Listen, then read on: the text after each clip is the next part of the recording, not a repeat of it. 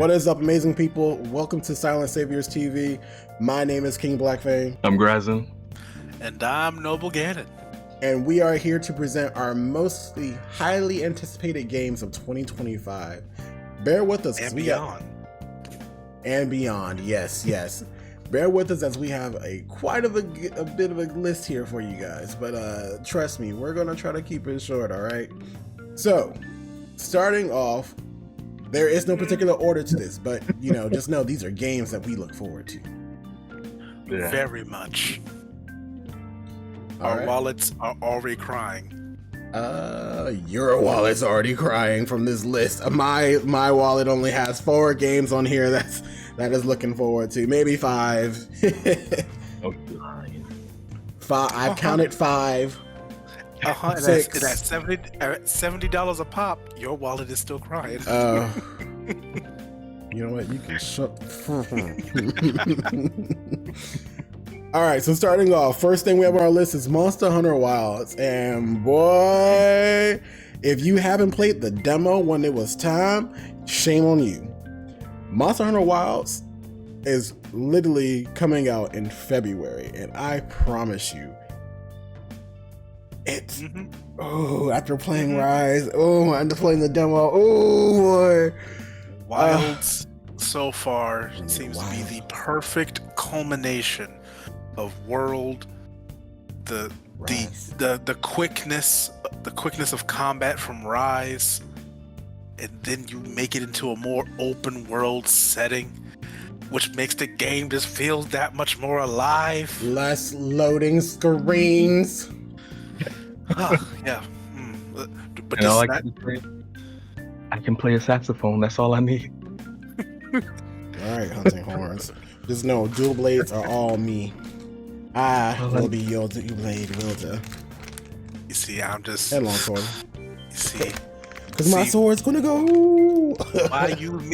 Why use much words when few words work well? Give me hammer. Wow. We're gonna be playing this, so just stay tuned when it comes out. Yeah, this is not a Wilds deep dive. There's plenty more games on this list we need to get to. All right. Next up, Grand Theft Auto 6. Let it rip, boys. Yep. You already know what's going on with this one.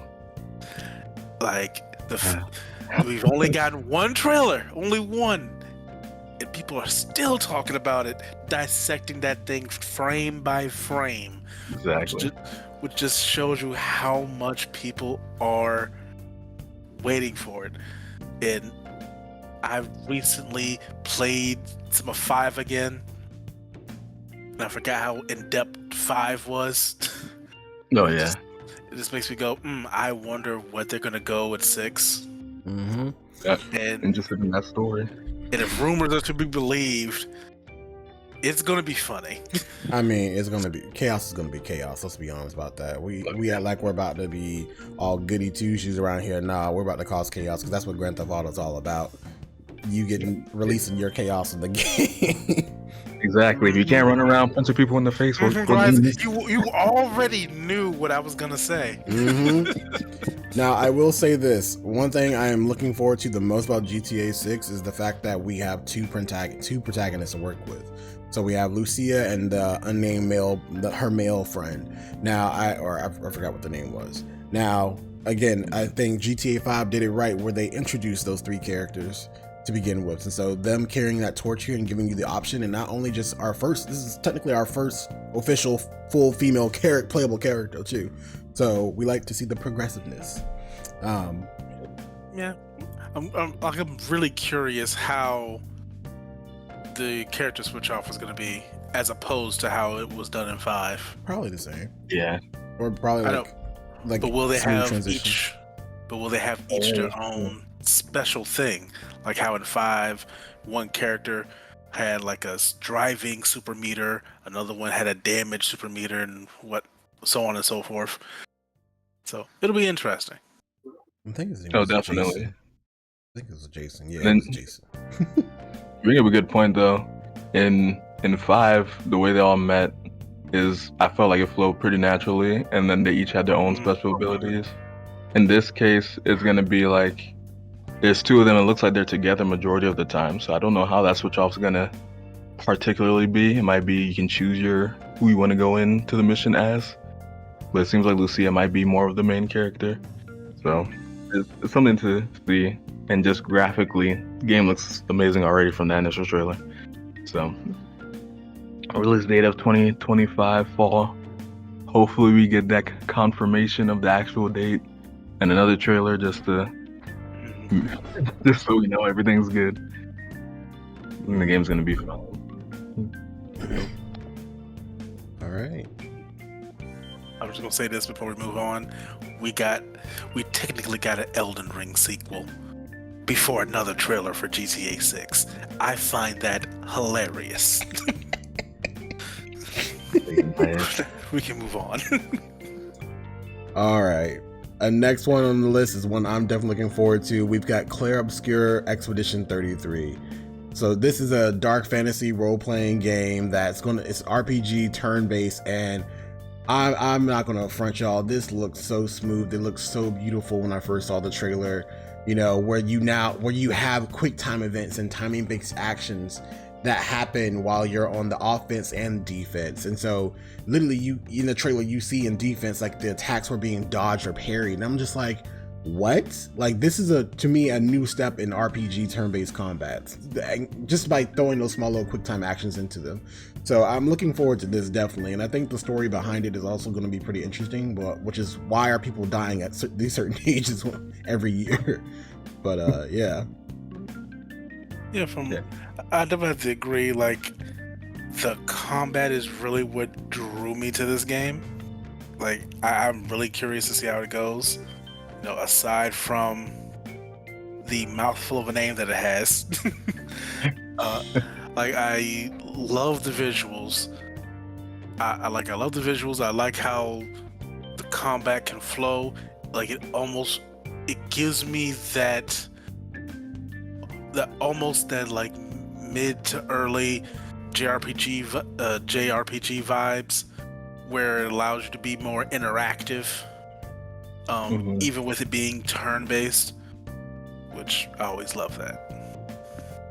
And I like the world itself. I think the world is definitely a unique take on, like, the take that it does on fantasy looks really nice. Like, from the different color schemes of the world, even from the combat, as they were just saying, just how it all flows together. It seems like a game that's going to be very fun to play.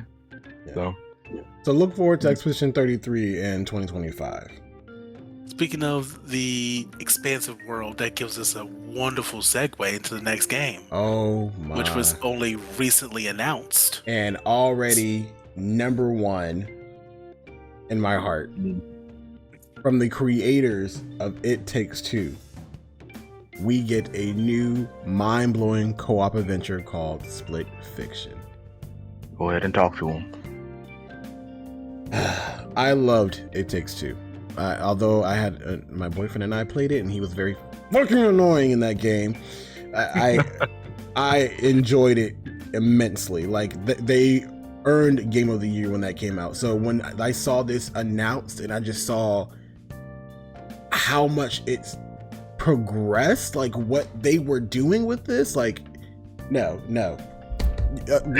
Grazon, when you do the video edit, make sure you add the meme where you're banging on the table and like, take my money, because take my motherfucking money, bro. I got because with Split Fiction, what I loved from what I saw, a game that many people might not have played. I'm sure not everyone has heard about it, but there's another game that came out in 2024 called The Plucky Squire. And this game has something that was in The Plucky Squire that I also loved, and that's how it's able to blend different play styles, like throughout, like interwoven into the story. Like certain points, it'll be a rail shooter. At certain other points, it'll be like an isometric, top-down game. It really makes you. It keeps you on your toes, keeps you engaged, and I'm really interested to see exactly how this the story unfolds. Yeah, with that gameplay. Riding on the Oh, wow, you know I'm gonna get to that. I know. I was saving that for Gryzon because I know he won't talk about it. No. The same, like playing with my wife with It Takes Two. One of the things I loved about it is that it's easy for people who don't generally play games to pick up and play and enjoy as well. Like it's very hands-on. It's very like what's the word I'm looking for? Accessible. Yes, like very accessible. So that was one thing I really enjoyed about it. And with Split Fiction, they're melding together like two of my favorite things, fantasy and sci-fi. Yes. And so, as they already mentioned, that dragon, I'm interested to see how that plays. Get to grow a dragon from a hatchling up to a big dragon and fly through the skies. Yeah, what did they say? That's the dream. Yeah. So, yeah, Oh, and definitely. it's coming out pretty quick too. I believe it's March. March 6, 2025. Yeah, definitely on our radar. And it will be $50 at release, so $50 US at the release. Yep. So keep an eye out for that. Now to the White Wolf. We haven't gotten much gameplay for it, That's all. but darn it, if that trailer doesn't get you hyped for the next entry into The Witcher, I don't know what will. Like, oh my goodness, Ciri out here stepping up, protecting the townsfolk from their own ignorance. Like yes, I played so much of The Witcher 3, and I seriously cannot wait for The Witcher 4. Almost makes me wonder, is this also going to have its own in-game mini-game that somehow breaks out? It makes almost as much money as the main game. Oh yes, I forgot about that. Oh my gosh. Oh, you can't forget about Gwent. Yes. Like, I actually hope they take their time and make sure everything's just right, so there's no issue on release. So then we can play it and have no problems. Similar to whatchamacallit. I can't remember the game now. Funny enough. Cyberpunk, yes. Similar to Cyberpunk on release. Take the time on it, make sure everything's working correctly, so that everybody can enjoy the game when it first comes out with no crashes or any save files being deleted. And honestly, the way they did with The Witcher 3, I don't see how they can go wrong with this one at all. So. Definitely. All right, next up, Crimson Desert. I'm sorry, Outer Worlds 2. Now, again, if you loved the original storytelling, Fallout New Vegas, which they will remind you, this is the team that made Fallout New Vegas. Like, Outer Worlds is its own fun little quirky adventure. I played a lot of it. I played all the DLCs. I've done multiple playthroughs. I like the world. Like, I love the almost kind of self-aware, tongue-in-cheek type dialogue. It doesn't come off as cringeworthy, which is which to me that's good writing. The fact that you can do the self-aware bit and not be cringeworthy as certain other media does. Your choices actually matter. Forget to add that in there. Oh yeah, no, choices definitely matter. I will say this: I want them to matter more in this sequel than they did in the previous one, because out of all of my biggest gripe with the first game was that your choices, while they mattered, you didn't feel that much of a lasting impact.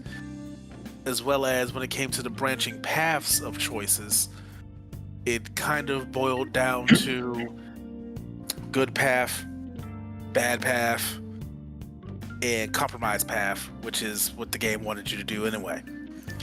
I want them to be a little bit more ambiguous of what the quote unquote right path is you're supposed to take, and have it affect the story just a little bit more. But now we are moving on to the Crimson Desert. So for me, I'm a big Middle Ages person, Arthurian lore. So when I saw this game, this is definitely one of the ones that I'm definitely waiting for. Like from the combat, the world building, again, get into Fly on the Dragon, causing havoc. It looks like a game that most people, if you love the Middle Ages, love Arthurian lore, that's a game that you definitely might want to pick up. So definitely want to see more gameplay of it. I think they did a good job showing off at the Game Awards the gameplay and what it will look like. And overall, it just looks like a fun little game. Yeah, So. like even if say if the medieval fantasy isn't much of your flavor, if you like Black Desert, you're gonna love Crimson Desert, because it's essentially going to be Black Desert, but without the grind. I mean, I'll definitely say this, just from watching the trailer, definitely gives Final Fantasy 16 vibes, maybe even a little bit better, because I don't know, this looks really good. It looks really good. Yeah, 'cause I've always applauded Pearl Abyss on their combat system. Like, if I can have a game where, say, they design the combat system, they have someone else work on the story, you'll be looking at another Game of the Year contender. And it has that voice acting from Final Fantasy 16. Oh yeah, definitely, and that music too. Yes, definitely. Well, we'll have to wait and see. Crimson Desert is coming out in late 2025. Yeah. All right. Projecto Robato. So this one's more of piqued my interest, more so because it follows from the Shadow of the Colossus. Want to see where this one leads more so. I want to see more of it since it was just recently announced. It does look interesting, and again, it seems similar to Shadow of the Colossus, which if you like that one, you'll definitely like this one. And this one is a robot, so. Yeah, it's one of those situations where we don't have much information going off of it, but just the fact that it's from the creator of Shadow of the Colossus. And one thing I've always loved about that game, as well as even his other work, Last Guardian, he very much has an eye for detail when it comes to depicting the scale of something. Yes. So that's one of the things that really has me hyped about this game, of just, feeling like you are piloting a mech that's about as big of a skyscraper. All I gotta say is it's giving Little Nightmare vibes, just from the looks of it. It gives Little Nightmares. Oh, I'm pretty sure it's gonna be a dark story. No, I'm just saying, like, in terms of, because it's a side scroller, so if I'm looking at the right game, it's a side scroller, so I think that, it's pretty interesting that it's giving exactly what Little Nightmares did. All right, we match soccer. Now this one, I think it just looks like a very fun take on fun on soccer games generally. Not your typical FIFA 5-on-5. Soccer ball bounces off the walls, so it brings in new ways to do different tricks, like bicycle kicks and all that other stuff. And now you get to actually aim. It's also from the creators of Sifu too, so I'm interested to see more of how, like, their game weaves in that mechanic of Sifu as well as Absolver with how the characters move. Definitely looks like a fun game to play, especially with friends. Yeah, definitely gonna be in the party rotation mix. Yeah. That party game rotation.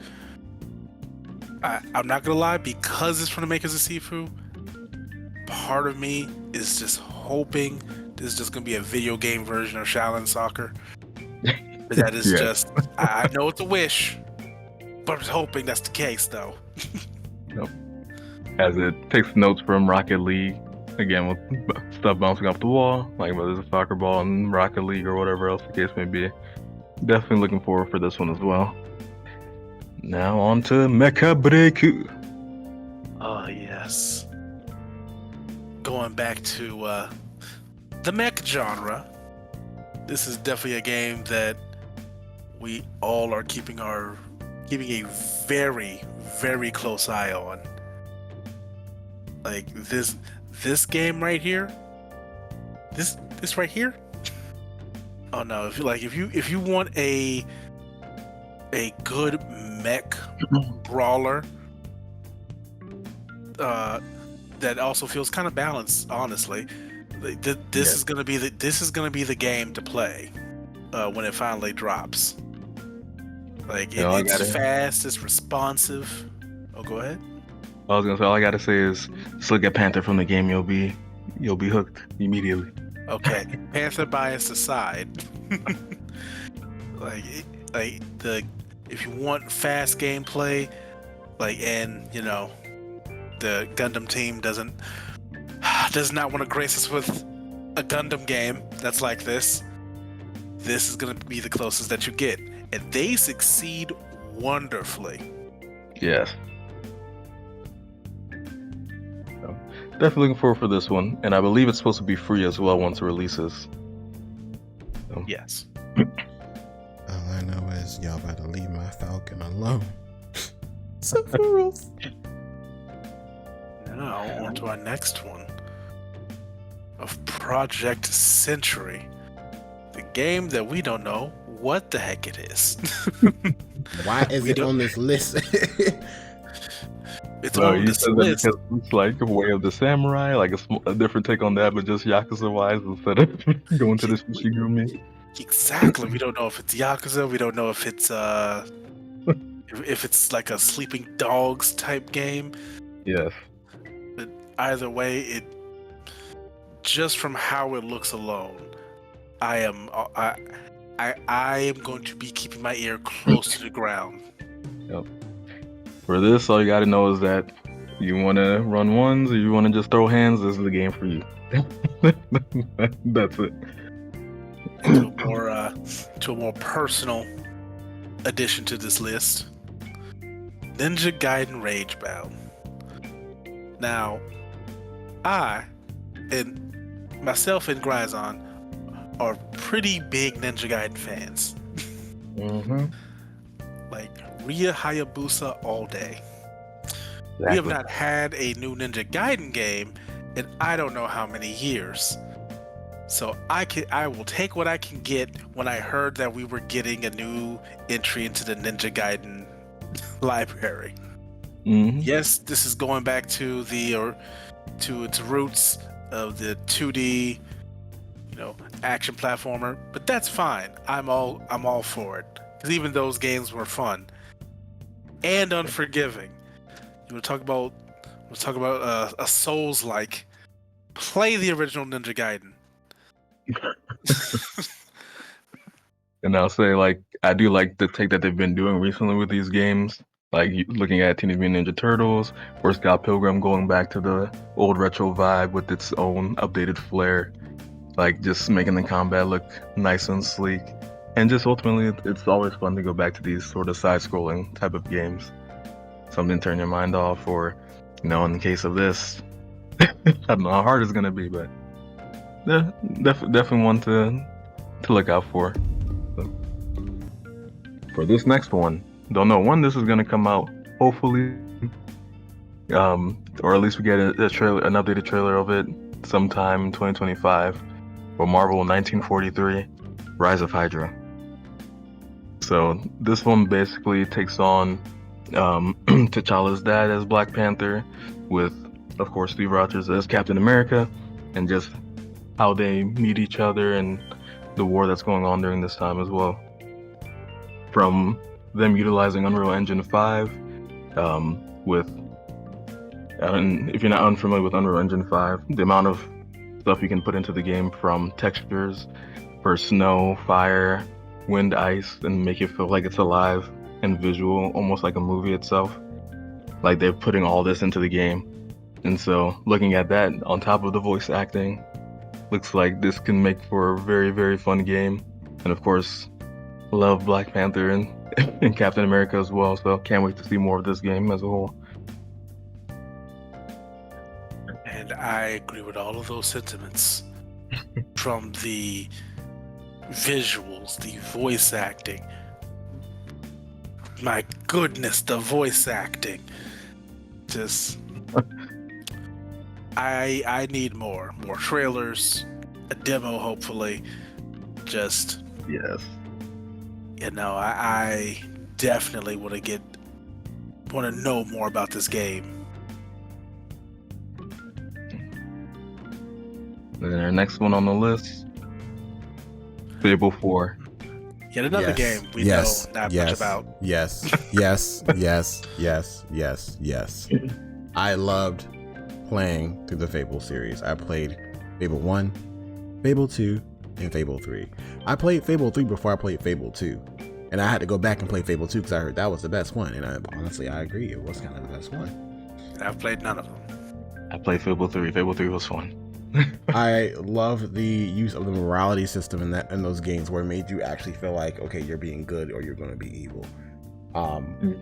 For Fable 4, again, 2025 release date, still don't have much about it, but it's still set in the world of Albion. And so I think, a lot of people are going to be looking forward to seeing, like, because we haven't had Fable 3 since, like, we played Fable 3 came out in like 2010 or 7 or something. When that came out. Oh my gosh.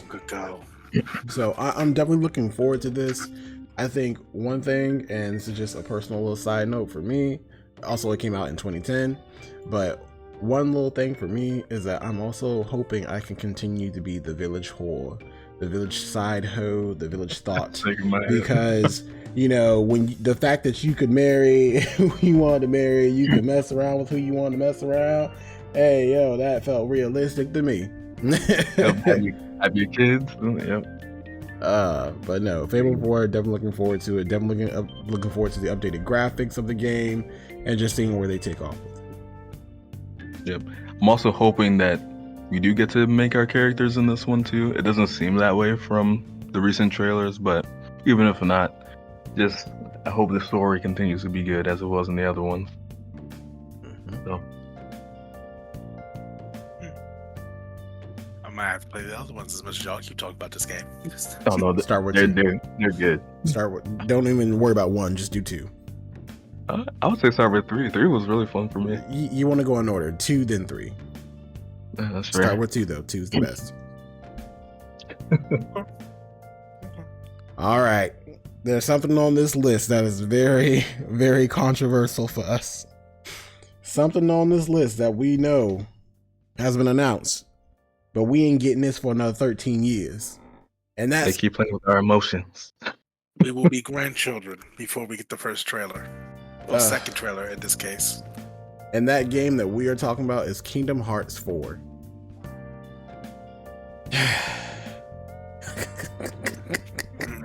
Just saying it doesn't sound real enough yet.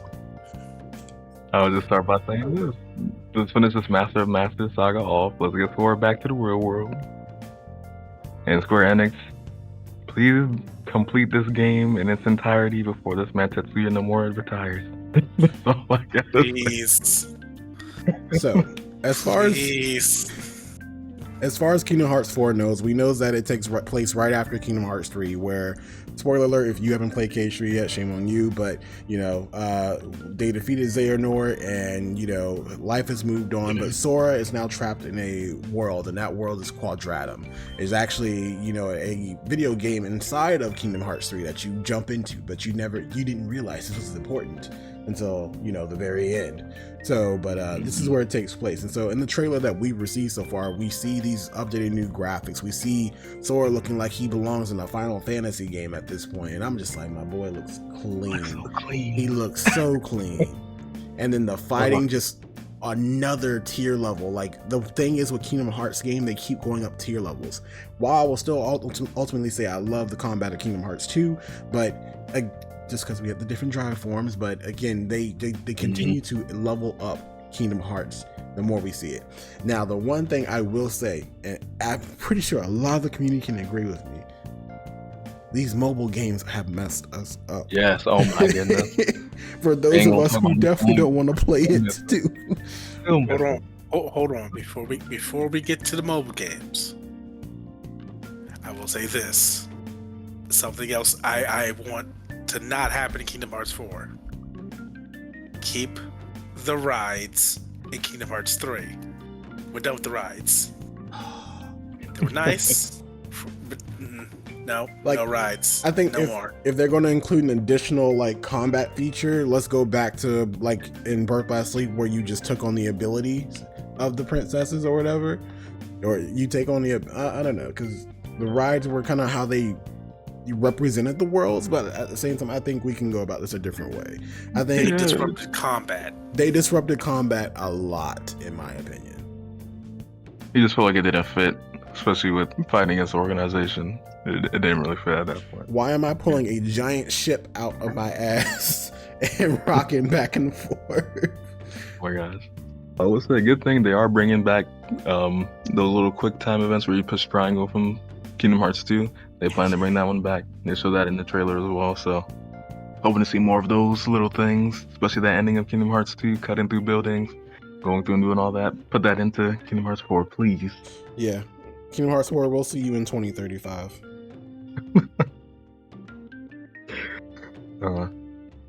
Moving this on. Next one, we've already mentioned this before in our previous video, but Elden Ring Night Rain. Yes. Oh, here we go. So let me tell you something. This game right here, the fact that we're getting a pseudo sequel to Elden Ring this soon. That's already great. It's a standalone. It's its own standalone game, and I cannot be happier. Am I sad that we don't get to create our character? Yes. But am I immensely hyped that it seems to be this roguelike that focuses more on co-op and has almost Bloodborne-esque combat? Oh yeah. I could not be happier. I could not be more hype. Then I saw the Nameless King. Like, let me tell you something. This game, it might not break all the records like Elden Ring did, but just if they do it right, you might be seeing Elden Ring at the Game Awards again. I guarantee it's probably gonna be there. I swear it's probably gonna be there. Like the amount of replayability. Yeah, just roguelikes by themselves. Yeah. Everybody's gonna be trying to get their DLC and expansions in the Game of the Year, Game of the Awards. Yeah. At the amount of replayability this one's planning to have with 7 days you have to complete a session, and each time it's something different. Start from level 1, rise through the ranks throughout it with you and your friends, or you can go online and do a solo or with randos. So it's definitely gonna have it's gonna be at the Game Awards. Y'all got that covered. I'll leave that to y'all. Yeah, I definitely because FromSoft loves to show a lot of dedication and stuff in their games. I 100% believe we can expect the type of polish that was present in, what was it? The Ragnarok free DLC. How, they just introduced that roguelike all of a sudden. That was just so good and story rich. Yeah. And speaking of story rich, that does take us to our next most anticipated game, which is the third entry into this Final Fantasy VII remake verse. Final Fantasy VII Reborn, Re-Alive. The Reckoning. I'm so sick of Ragnarok. We already kind of talked about it earlier in a previous video, but again, we're looking forward to this third one and see how they wrap this up in the third part for remake. I think again, if we can expect anything just from playing remake and rebirth, like this is going to be the top tier, the cake of all cakes. This is going to be literally give them the crown. It might be honestly game of the year potentially. My excitement cannot be contained. Like, I get to play Vincent in a not terrible game.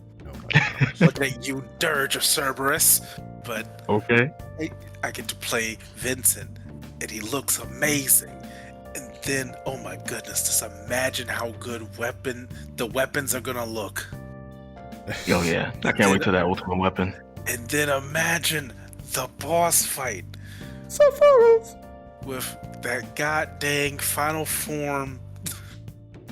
Biblically I don't want to accurate imagine the Sephiroth. actual. Don't you Oh my goodness. spoil nothing for me. See, that's why I'm not saying nothing. But all I gotta say, you get to the end of Rebirth, you're gonna be upset. Okay, well, I'm gonna throat chop one of y'all after when I get to the end of that. I nominate Grazon as tribute. You asking me to get put in the hospital at that point. You know I'm coming for you. I just hope that this is the nice bow to a trilogy, so we can finally have a trilogy that's been great from beginning to end. Yes. I'm not gonna lie. Another thing I'm excited for is the payoff to all the little Easter eggs they've been scattering throughout the games. You know, all the little extra stuff to the story. Mm-hmm. Especially since, not to spoil anything, but you know, Gryzon, you know, Throat chop. the you know, the person that is there. Yep. Mm-hmm. Like I said, we can save this for another video at another time. Yep. Because one of us hasn't played yet, but All right. Next up is something that is gonna come on guys, help me out here, because It's an entry. It's a sequel to an entry that when it came out, it took the PlayStation 4 by storm. It made itself a household name. we are talking about the potential Ghost of Yotei. And like Noble Ganon said, Ghost of Yotei is a sequel to 2020's game Ghost of Tsushima. And that game came out the gate beautifully. That game came out, you know, with the combat proper, with the what? Nothing. I will interject that, you know, Ghost of Tsushima, you know, is basically an example like 57 of games can only be heightened with a grappling hook. Just saying. oh gosh. You know that grappling hook changed how you operated. You would hook in like Spider-Man, drop down, doing like Assassin's Creed level assassinations. I think for me, I just love that they're going to another part of Japan, Yep. and so we Hokkaido. get to see how that all flows and how they're gonna build that out. I think what's Just also very beautiful. I think what's also going to be interesting is that, again, it's not going to be the same character. It's not going to be the same character. Sorry, the same character we had in Ghost of Tsushima 1 is going to be. Sorry, I'm going to say Ghost of Tsushima 1, but it's not going to be the same character in Ghost of Tsushima. It's going to be a new character, a female warrior, and she adopts the persona of the ghost. So I think this is also going to be a bit interesting to see. Again, I like the progressiveness of this and how it's going to take us into a different reality, a different character's point of view, and seeing how that story unfolds. But I know one thing: if anything we learn from Ghost of Tsushima, this will be a beautiful vision, and I'm looking forward to it. I think we're gonna get more deeper into the Japanese culture in the game, and just, you know, understanding everything and potentially seeing the internal dilemma of this character as well. My hope. I want to dual wield. Make this happen, please.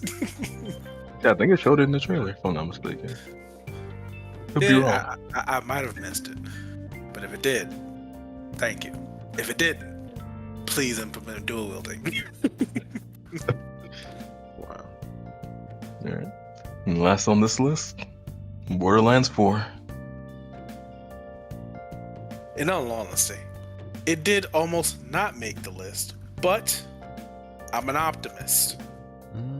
I remember how much I loved Borderlands 1 and 2. 3 definitely. Yeah, I understand.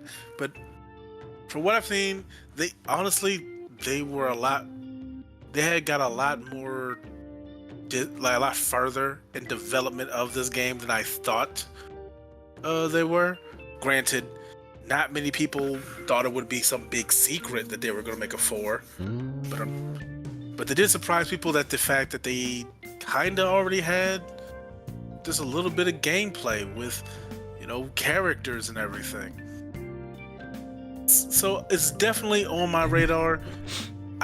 It's not the one I'm the most excited for on this list, but as a longtime Borderlands fan, I can't help but go. I wonder where we're going from here, especially after how the last one ended.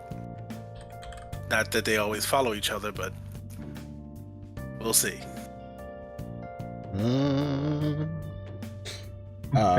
So I want to add something. If we go back to Ghost of Yotei real quick. So to answer your question, Noble Ganon, yes, it looks like there was dual wielding in the trailer. So hopefully we get that. Also, I just want you guys to be prepared to hear the words Dosho again. Dosho. Yes. Now I know we said that was the last game on this list, but there's something we're missing that just crossed my mind.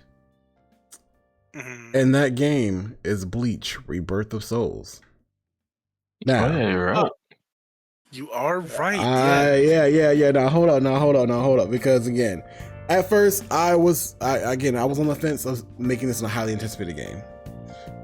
Because, you know, with recent anime games, Naruto Ultimate Storm Connections and Sparking Zero. Hey, I'm talking about that one. You know, I just, you know, for me, I was kind of like on a little bit, what's the word I'm looking for? Not hopeful with this, but from what I've seen, yes, you were burned I was boinged, yes. But I am a Bleach fanboy. I love Bleach. I love all that it stands for, and just to see that this game is, you know, it looks really good. The combat looks engaging, and again, I hope it gets the proper care. Again, I swear if I see a PowerPoint slideshow anywhere in anything, I'm going to scream. But I'm looking forward to this game a lot. And, you know, I will be covering it myself on my channel. So definitely will. Looking forward to it. And what's that channel's name? King of Black Fang. Exactly. So Bleach: Rebirth of Souls, again, another 2D. 2D fighter or 3D fighter? 2D fighter. It's like 2.5. Yeah, 2.5. It's another fighter game, guys. So let's be honest. You know, you got your Dylan battles. All I just know is I'm going to. I can see it now. The panties are going to be wet once I say Bankai. You are going to be playing number 1. Because you know you feel like number 1. But we are not going to do that because we don't really get the MCA. I just said some words, man. I don't know what you're talking about. I'm gonna tell you later.